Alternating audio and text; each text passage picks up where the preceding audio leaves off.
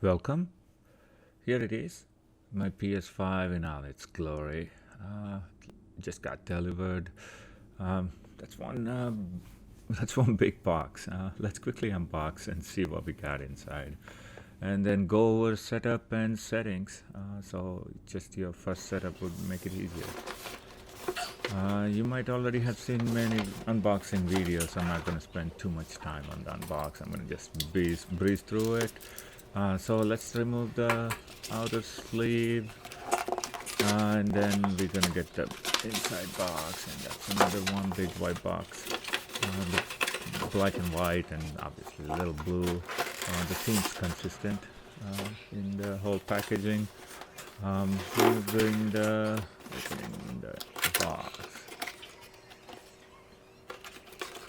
I don't really have that much space to actually put this on the on my unboxing desk here, but let's try to make as much as we can. There's the PS5, nice packaging, some recyclable material there for packaging. We got the box with all the accessories. We have the instruction manual, setup guide, just very basic stuff. And then we have here the stand, high-speed HDMI cable, and the controller right there. And we also have the power cord and the USB-C cable. If you guys want to look at my controller review, please click on the link above. I have an in-depth controller review and a comparison with Xbox and PS4 controllers.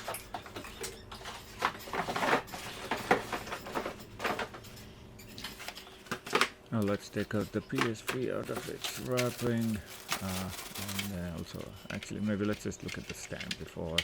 This is a stand. You can use it horizontal or vertical. You can rotate it like you can see there, and there's also a screw that they include, so you can actually just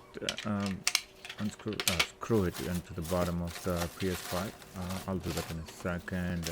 I'm gonna keep it vertical just so it fits next to my PC here. But I think, yeah, that's the PS5. It's got a USB-C, USB 3.1 high speed in the front, and also power and eject button. In the back, you got Ethernet, HDMI out, power, and another USB 3 inputs. And you can see the designs like really futuristic. Let's take out the back little tab and put the stand on it. It's straightforward.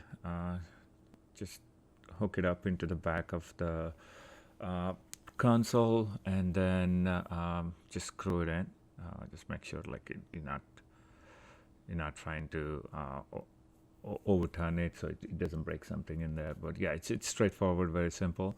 And let's hook it up and see if it lives up to the hype. I haven't been excited since the PS4, but it's a great little machine. Visually, it looks very pleasing, and again, futuristic. So there it is, hooked up. And clicking the power button on, you can see the blue light, and that's the screen. Nice intro. And it's asking me to connect the controller, the DualSense controller, with the USB.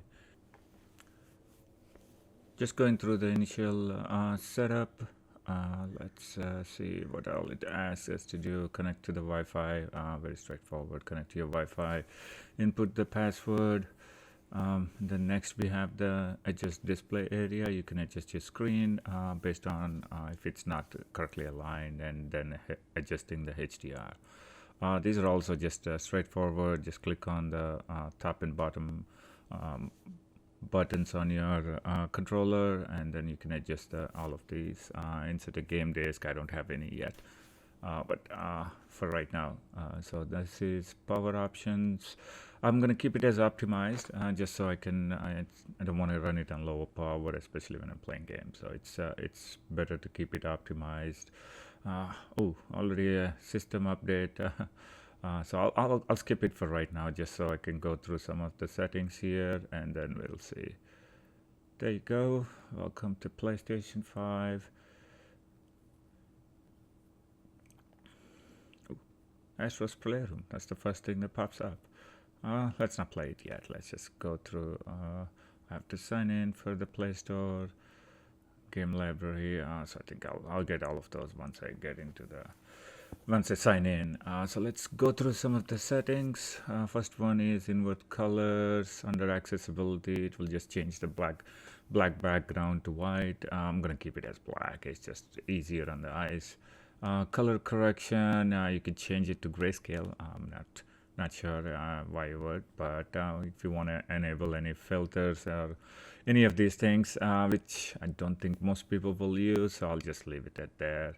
And then just let's go back and see text size. This is definitely useful if you want to keep the text size normal, large, or extra large. Actually, bold text again. These are just high contrast. This is one of the ones I would definitely use just because it's just very easy to read. Even if you're sitting far away, I sit about 10 feet away from my screen. It's a 75-inch screen, so that makes it very easy.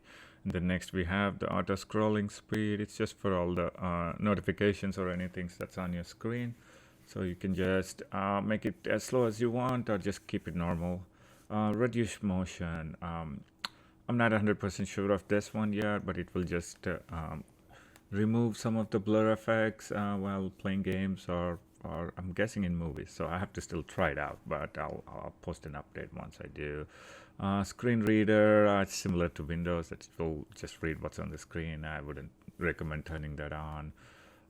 Button enhancements, this you can definitely do it. But again, it's personalized option there. Vibration intensity, trigger effect. So these are all the things that you can definitely use. So the controller can communicate with you better. You can get more effects of it.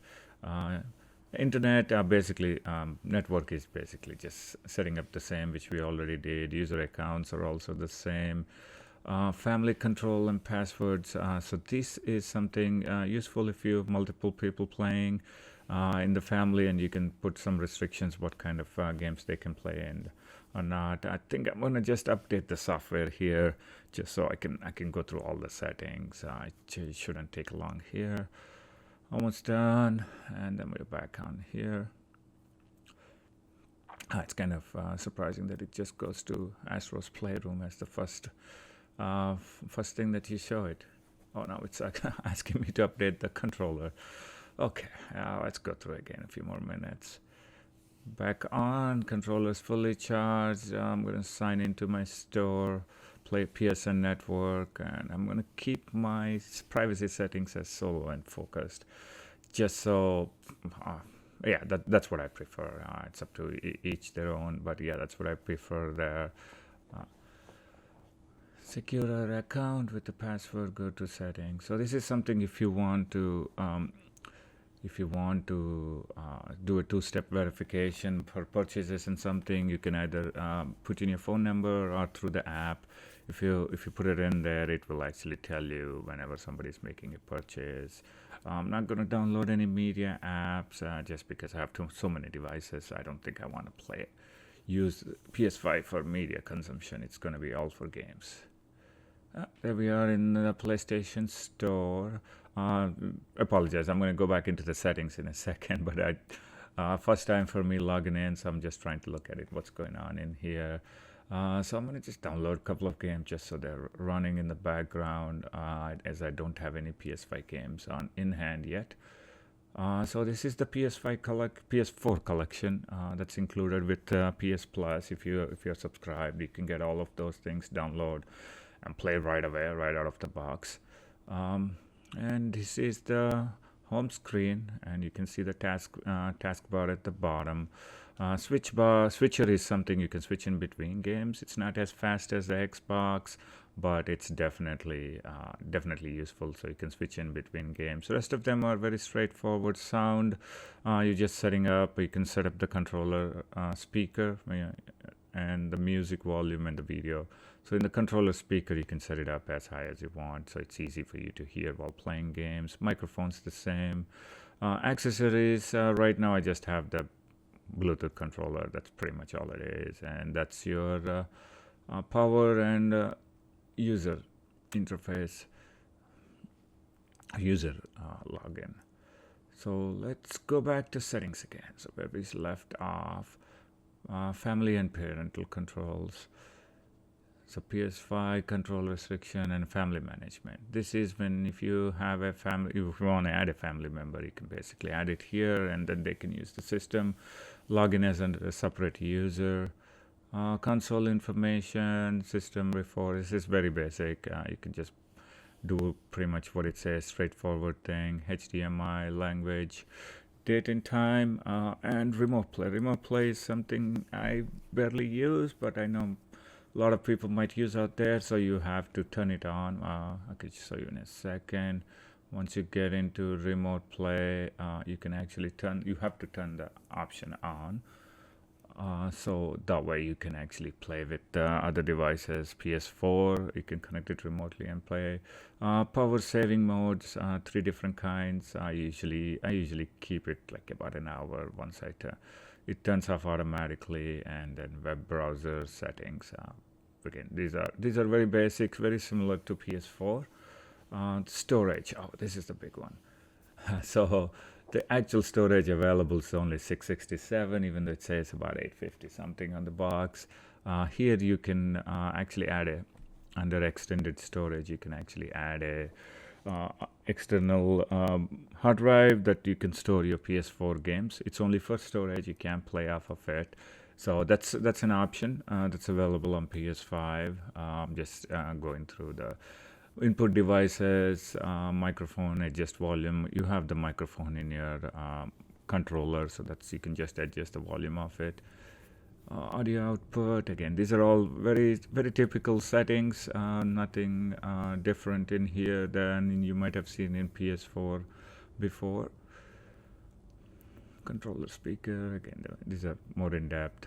Screen video input information, that's what it's currently. I don't have a 120 hertz screen. I wish I could, maybe one of these days. Resolution, this was another controversy because they currently don't support the 2K. It's only 1080p or 4K. 4K video transfer rate, HDR, we keep it in automatic. It makes it easier if you're an automatic. Again, these are the adjust display area I've shown when the system booted up. But again, just a quick, so you can adjust the screen size according to your need.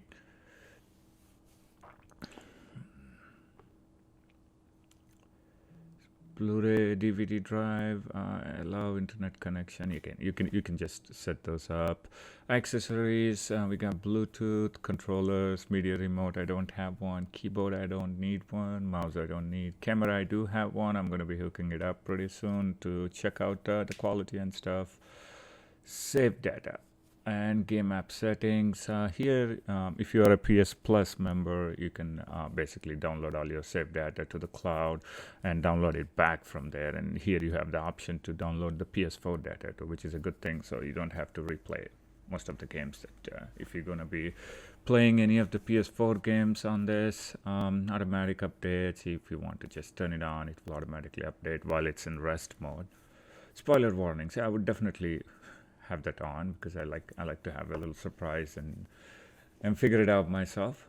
So that definitely I will turn it on. You can do, it has a couple of options. Only spoilers identified by game developers or everything you haven't seen. Game status sync with PlayStation Network. And right now I don't really have anything in there, but notifications. This is basically pop-up notifications of downloads. Notifications from your friends or in-game. So these are all you can set up. You can set them up in here and they'll pop up as long as you want on the screen. Again, there are quite a few in here. So each one you just want to go through and set up. Captures. This is for the share button on the controller. You can basically share a screenshot, take a screenshot, share a screenshot, and also record your gameplay. You can actually set up how long you want to record or what's the video clip format is. let's see what's in the share screen. HDR, if you turn it on, file type's going to be automatically. If you turn it off, it can give a few options. And manual recording resolution, I'm going to keep it at 4K, so that's it's capable of. Why not do it in 4K? So you can, again, those are all the settings you can do in here. For captures and broadcast, you can broadcast video quality right there when you're doing a directly live broadcast of your game. Include voice chat, camera if you want to display it or not, overlays if you want to do your chat overlay, your activity, wherever if you want to put it on the bar right top. So you have all the options in there. And trophies. You can actually take a screenshot of whenever you achieve a trophy, so that way it's there. You don't have to click on the button every time you want to take a screenshot. So that's pretty much all the settings in there. Most of them are very basic. It's just the user interface has changed. The OS has changed, where you have a taskbar at the bottom, and then that actually is very helpful in this one. So that's my very quick first setup and instructions. So please subscribe, hit the like button, and I will see you in the next one.